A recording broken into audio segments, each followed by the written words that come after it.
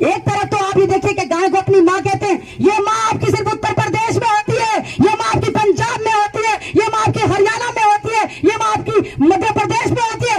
लेकिन अगर आप चल रहे हैं, आप मणिपुर में देखें, वहां माँ के साथ तुम धंधा करते हो।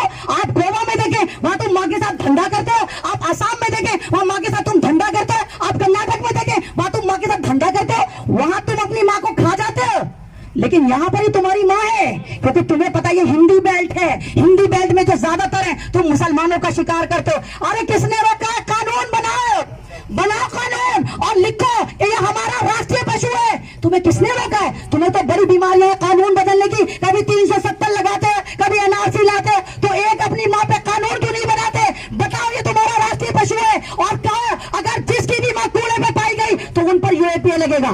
तुम्हारी माँ है, तुम अपनी माँ को कूड़े में फेंक देते हो, अपनी माँ को घरों से निकाल देते हो। ओखला में रहती हो, नियर अबाउट 1,500 2,000 गाय रहती है, कूड़े पे पल लेंगे तुम्हारी माँ। ओखला में कौन रहते हैं? 100% नहीं, 96% मुसलमान रहते हैं। हमने तो तुम्हारी माँ को नहीं खाया, हम तो तुम्हारी माँ को रोटी रोटी देते हैं। और यहाँ पर तुम अपनी माँ बताकर हमारे बच्चों की मॉब लिंचिंग करते हो।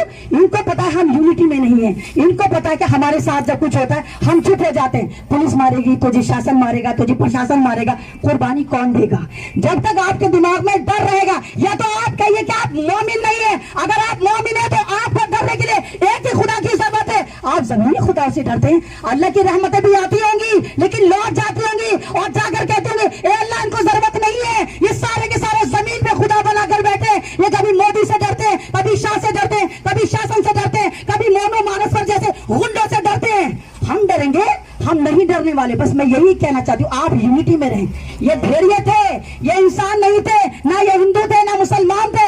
मैं तो सरकार से गुहार लगाती हूँ, हिंदुस्तान में अगर आप नागरिकता देते हैं या हम नागरिक हैं, हमारे कॉलम से धर्म का कॉलम हटा दिया जाए और वहां लिखा जाए हम सब भारतीय हैं। हम नहीं बांटते, हम नहीं कहते हम मुसलमान हैं, हम नहीं कहते तुम हिंदू हो, लेकिन तुम बार बार हमारे बीच में आते हो। तुम्हारे पूरा लश्कर आता है भेड़ियों का और मुसलमानों का शिकार करके चला जाता है। 1 साल पहले की बात है, मेवात में एक आसिफ नाम के नौजवान की मॉब लिंचिंग हुई थी, आपको याद होगा। मैं वहां गई थी, मैंने वहां पर जो वहां पर सरपंच था उसके मुंह में माइक दे देकर कबूल लाया था कि तमाम मारने वाले नॉन मुस्लिम थे और उन्होंने बेवजह मारा था, और उसके बाद फिर वो मुकर गया था।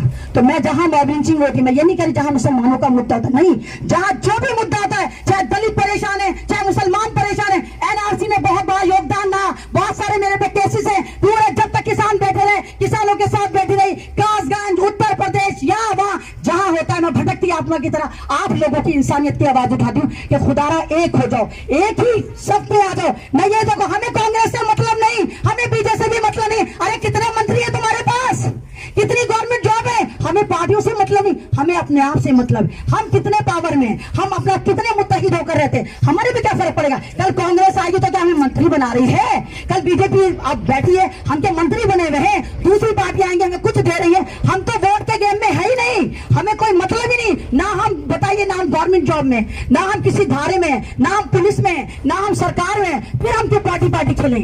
हमें पार्टियों से मतलब नहीं, लेकिन हम ये चाहते हैं, हम भारतीय हैं, हमें जॉब नहीं चाहिए मोदी जी, हमें इज्जत की जिंदगी चाहिए।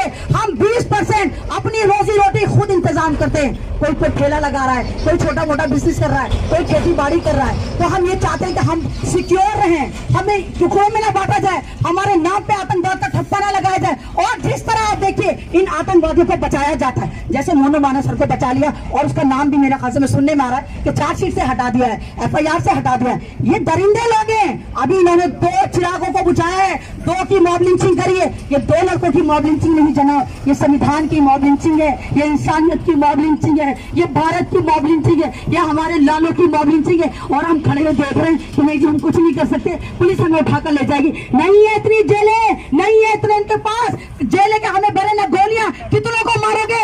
अरे जब तुम टुकड़ा टुकड़ा करके मारो, हम सबको एक साथ मार दो ना, हम मरने को तैयार है, लेकिन इस तरह नहीं मरेंगे, टॉप का नहीं मरेंगे, हम भी मुकाबला करेंगे। तो हमारे पास संविधान की शक्ति है, हम संविधान से लड़ेंगे। हम सड़क पे बैठ के नहीं लड़ सकते, हमें अपनी लड़ाई हर हालत में कोर्ट में, सोशल मीडिया पर लेकर आनी होगी।